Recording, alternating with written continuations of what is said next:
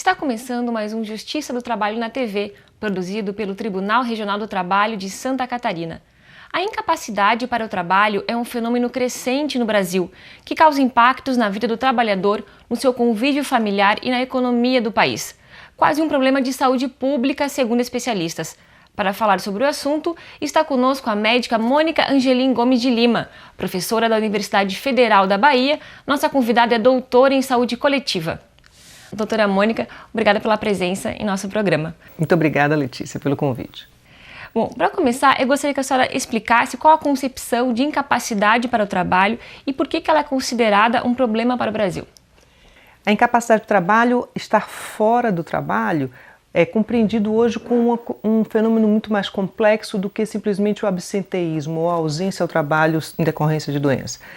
É a inabilidade de retornar ao trabalho em função de uma série de situações, não só decorrentes da situação física ou psíquica, ou problema de saúde especificamente, mas da relação, da interação indivíduo-contexto.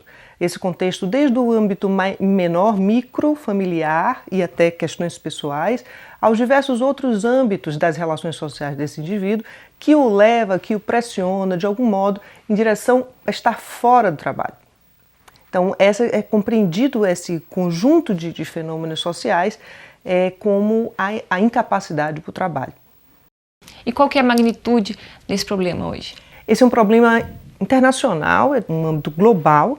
Há estudos mostrando um crescimento importante da incapacidade permanente para o trabalho, não só a incapacidade temporária, definindo já situações de alta vulnerabilidade, por exemplo, para jovens trabalhadores, ou para jovens que nem entram ainda no mercado de trabalho para alguns países e que já não conseguem entrar por acidentes, violência no nosso caso no Brasil, mas situações de adição à droga, transtornos mentais que nem possibilitam a entrada no trabalho desses jovens.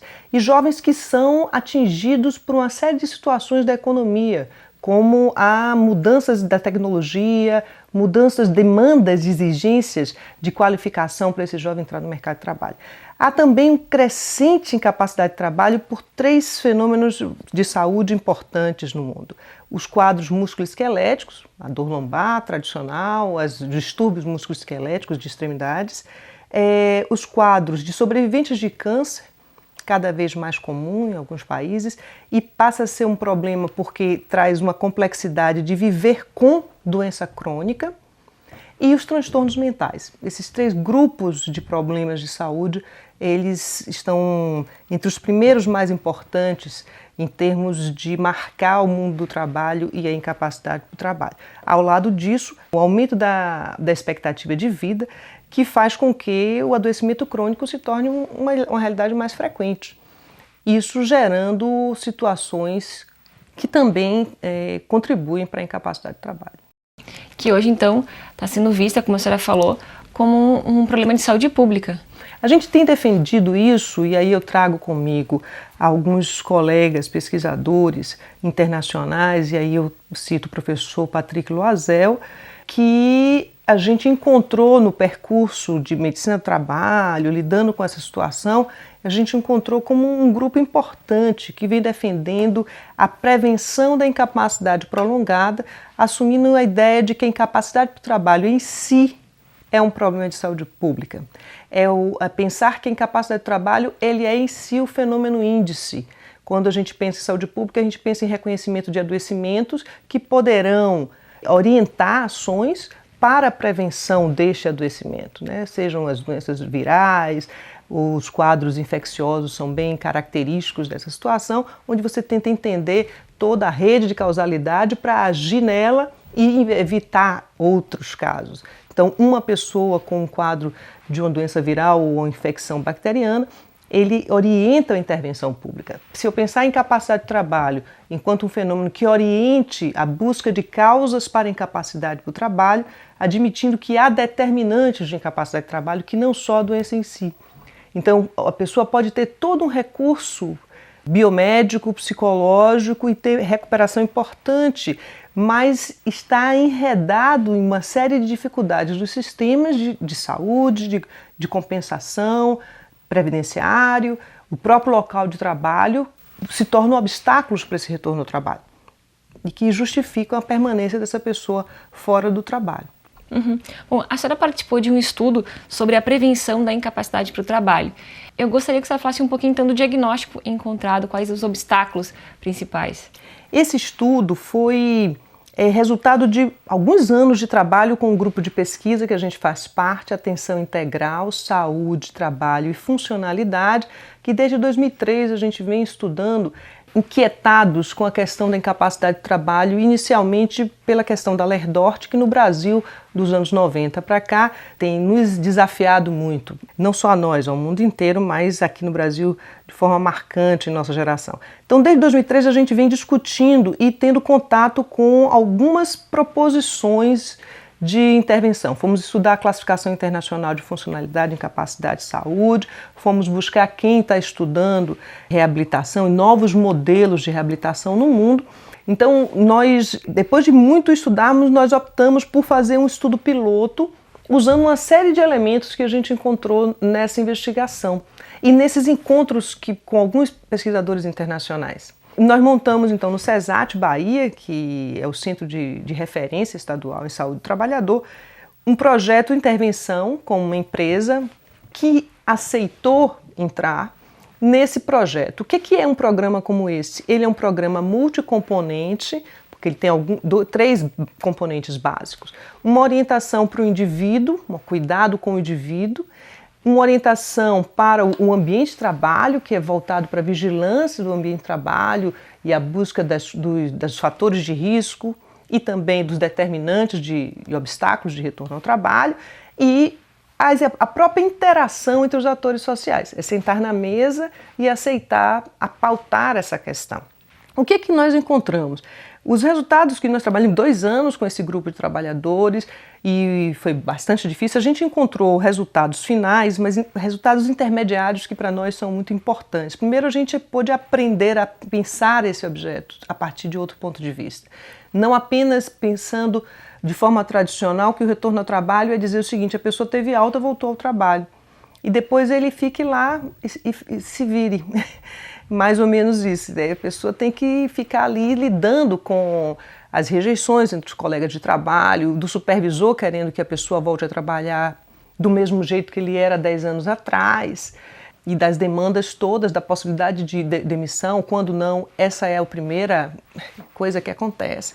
Enfim, então nós encontramos nesses resultados intermediários todo o processo de aprendizagem, de organização, de interação com esses atores e de aprendizagens mútuas. Algumas coisas são fundamentais num programa como esse. Primeiro, a constituição de relações de confiança com os atores sociais. É a busca de uma interação com o trabalhador, de muita transparência, de negociação das intervenções. Do cuidado individual com uma escuta sensível para essa pessoa, no sentido de entender seus medos, o que lhe assusta nessa interação com o trabalho.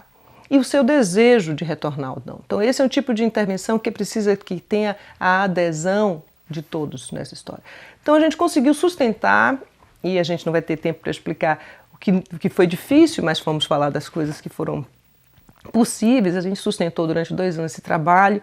Das 13 trabalhadoras, que no final de 50 pessoas, ficaram 13 pessoas, o que mostra que a gente não pode pensar em programas como esse como se fosse uma regra rígida e tem que impor isso a todo mundo, mas a gente precisa construir isso de forma interativa. Apenas 2 a gente recomendou de fato a aposentadoria por incapacidade permanente. As demais retornaram, voltaram para o trabalho, e uma delas inclusive pediu demissão da empresa porque reconheceu que ela não tinha nada a ver com aquele trabalho, que aquele trabalho não a satisfazia e que ela não interessava ali ficar. Então ela saiu da empresa, que eu achei muito interessante, talvez foi um dos resultados mais interessantes que eu pude conviver. Eu queria só chamar a atenção mais um elemento, que é o elemento de aprendizagem na interação com os atores sociais. Reconhecer as diferenças das políticas entre os atores sociais. Se eu pensar a Previdência Social, se pensar o Tribunal Regional do Trabalho. Porque essas pessoas, esses trabalhadores estão circulando em todos esses contextos e são fundamentais para que a gente pense uma intervenção conjunta, integrada. Bom, Professora Mônica, considerando então a possibilidade multicausal na produção da incapacidade para o trabalho, eu gostaria que a senhora falasse qual é a principal dificuldade do médico perito para elaborar um diagnóstico. Pensando em incapacidade de trabalho e pensando que esse médico perito está lidando com a situação de incapacidade, porque ele recebe alguém que está afastado, a maior dificuldade é ele mensurar. Todo perito gostaria de ter uma escala de medir incapacidade, e assim como a gente gostaria de ter uma escala para medir dor. E dizer assim, essa pessoa tem X de dor ou X de incapacidade. Não existe isso. É um fenômeno social, é um fenômeno que ele não se pode medir. No entanto, acho que a gente precisa pensar o que esse médico perito precisa entender para lidar com essa situação. Eu acho que ele precisa se colocar como um profissional de saúde que precisa olhar a oportunidade que ele está tendo de poder falar não só sobre uma pessoa, mas compreendê-lo como a possibilidade de falar sobre um coletivo e poder oferecer a esse juiz também a percepção do quanto aquela pessoa está atingida em diversas dimensões e não só na dimensão física, e o quanto isso pode refletir num coletivo, numa população de trabalhadores que estão naqueles processos produtivos. Então, olhar o processo produtivo, conhecer o trabalho, descrever isso, compreender também outros fatores que estão relacionados àquele caso especificamente e que tem a ver com sua vida social, com seu contexto familiar, com sua trajetória ou com sua satisfação com o trabalho. Então, olhar para dentro do trabalho e também para os outros elementos permite esse perito construir uma prova balizada, séria, equilibrada e que também vai falar sobre o quanto esta relação com o trabalho existe, quais outros elementos também estão presentes naquela situação e, mais importante que isso, é pensar o quanto isso pode se refletir em outros trabalhadores naquele coletivo. Uhum. Bom, a literatura vem confirmando que a condição de incapacidade prolongada para o trabalho poucas vezes está associada a fatores puramente físicos. Atualmente, que outros fatores seriam esses? Isso que eu venho falando, chamando que a incapacidade prolongada ela é um fenômeno contexto-dependente. Então, não é suficiente definir que tem um grau de lesão neurológica definida com um X. Não é possível isso. É preciso entender para cada sujeito e para cada condição de vida que esse sujeito vive, ele vai ter respostas diferentes em relação à incapacidade para o trabalho. Portanto, o modelo biomédico que vai identificar e se esmerar no diagnóstico da lesão, ele é absolutamente insuficiente para compreender a incapacidade como um todo e a incapacidade de trabalho em especial. Porque tem que pensar os outros elementos que de fato configuram a condição de estar incapacitado para. E que elementos seriam esses, assim? Por exemplo, as barreiras que estão no contexto de trabalho. Um elemento fundamental, os fatores preditores de retorno ao trabalho, por exemplo, é satisfação com o trabalho. A pessoa que está bem com o trabalho, que tem uma relação agradável com o que vive, uma boa identificação, essa pessoa retorna para o trabalho e permanece nesse retorno ao trabalho a partir, claro, de um cuidado que tenha tido uma estabilização da coisa. Eu não estou incluindo isso tirando a importância da assistência à saúde, mas após um determinado tempo onde isso foi resolvido, o retorno ao trabalho, ele é terapêutico. Isso está, inclusive, dito na literatura com muita força. Uhum. Muito bem, e nesse retorno ao trabalho, qual que é o papel, como que está inserido o Sistema Único de Saúde, o SUS e também o INSS? Para o SUS, é um desafio novo pensar a reabilitação, mas ela já está pautada na Política Nacional de Saúde do Trabalhador e da Trabalhadora, que foi aprovada em 2012, acabamos de ter uma conferência em 2014, e isso está iniciando essa conversa de como o SUS entra nessa questão. Temos a experiência do Sereste Piracicaba, que foi muito importante, temos a experiência aqui de Santa Catarina, com o Ruiz, que fez um trabalho belíssimo com os Magarefes, onde mostra claramente a possibilidade do retorno ao trabalho e da reabilitação. Não é só tarefa da Previdência Social a reabilitação profissional. A tarefa da certificação, da homologação, dos aspectos legais da reabilitação profissional é atribuição específica da Previdência Social. No entanto, pensar o retorno ao trabalho como um elemento que envolve a vigilância à saúde, que vigilância, cuidado a esse trabalhador, a qualificação desse cuidado, que envolve pactuações e negociações entre atores sociais, empregadores, trabalhadores e os diversos atores sociais, e isso vai além de uma instituição só, apenas uma instituição não resolve. Então, eu penso que para o Sistema Único de Saúde é preciso pensar ferramentas que tratem a questão da reabilitação profissional e da reabilitação e o retorno ao trabalho como um tema importante na nossa agenda de cuidados. Uhum. E no caso do trabalhador, qual que é o principal medo do trabalhador adoecido que interfere na reabilitação dele? No nosso contexto, o principal medo é a demissão, porque esse é o principal perigo mesmo. Então, cuidar nessa relação com o trabalhador, protegê-lo no sentido de garantias do trabalho, isso é fundamental. Garantias de direitos. A gente está vivendo num país onde garantias de direitos é fundamental. Então, eu penso que o medo do trabalhador é a sua impossibilidade de se manter competitivo num retorno ao trabalho. Então, é um retorno ao trabalho onde só depende dele. Há um paradigma ainda muito forte de que o problema é dele. Não é um problema do social, não é um problema do conjunto do trabalho, da empresa. E isso faz com que ele pense de uma maneira muito fácil de pensar, e eu também pensaria assim, acho que todos nós, de que se é só eu para fazer isso, eu sei que eu não vou dar conta. Então, provavelmente, isso vai se tornar um obstáculo para ele retornar. A aposta é na negatividade, não é no positivo. A gente tem pensado de uma outra forma, pensar não em capacidade, mas a funcionalidade dessa pessoa. Quanto ele pode ser funcional no que está. Para isso, ele não pode estar sozinho. Ele precisa ter suporte dos diversos profissionais, atores e instituições. Bom, professora Mônica, no seu entendimento, o processo de comprovação da doença pelo trabalhador atrasa o processo de cura e o mantém na busca pela legitimação do adoecimento. A senhora poderia explicar essa afirmação? Um elemento muito importante é que a pessoa, quando o professor Patrick chama o seguinte, que a incapacidade para o trabalho é uma decisão desse trabalhador. O que é que ele chama por decisão? É um esgotamento de possibilidade de estar no trabalho também. Então, ele toma uma decisão que vai em função de ter buscado, primeiro, estar no trabalho com problema de saúde. Hoje existe um fenômeno chamado presenteísmo, que mostra quantas pessoas permanecem no trabalho apesar de estarem com problema de saúde. Então, ele esgota essas possibilidades de estar no trabalho, ele esgota a busca por um diagnóstico, uma certificação de doença, para poder ter um diagnóstico de uma lombalgia, lombociatalgia, lerdose, síndrome do carpo. Então, ele busca esse diagnóstico. Depois disso, de que ele seja aceito pela Previdência, e quando não resolvido essa situação e ter uma situação de demissão, numa alta, ele vai buscar legitimar o seu direito ao benefício ou à incapacidade.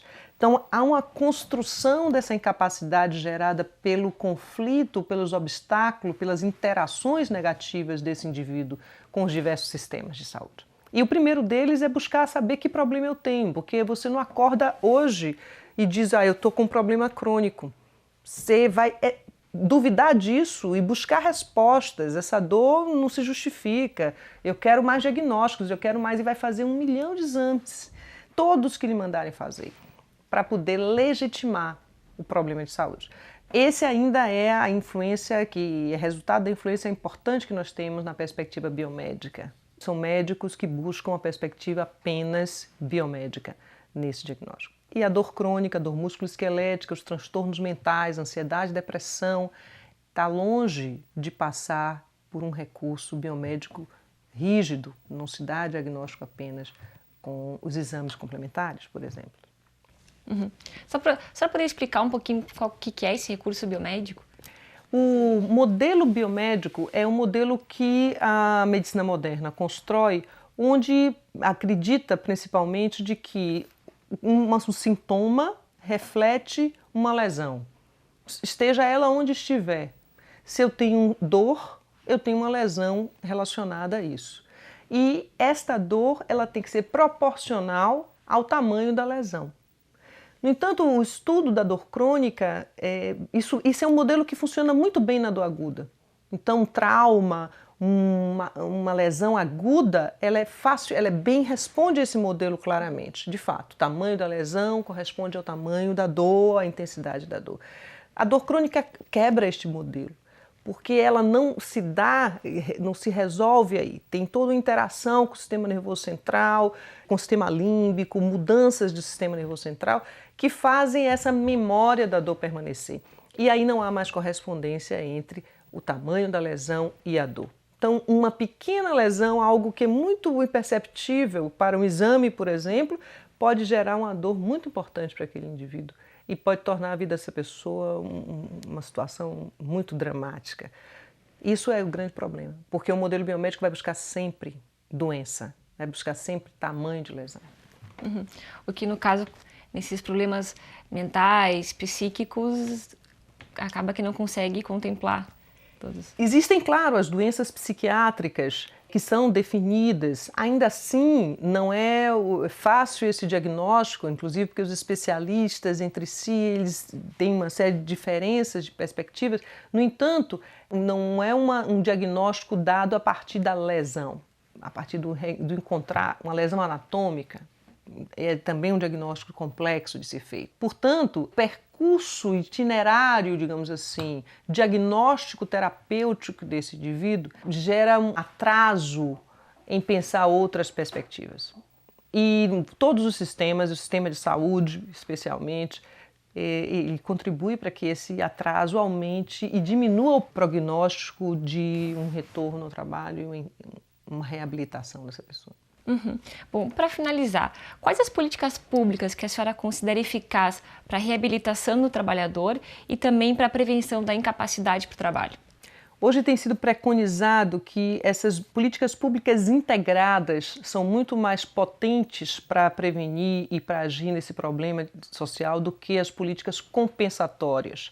Apenas termos um sistema, por exemplo, previdenciário, onde ele define diagnóstico, define afastamento, depois faz uma reabilitação e tudo isso é feito para definir um benefício, isso não é suficiente para resolver essa situação. É preciso integrar políticas públicas, que vai desde o âmbito econômico, macro, a políticas de saúde, onde essas instituições conversem.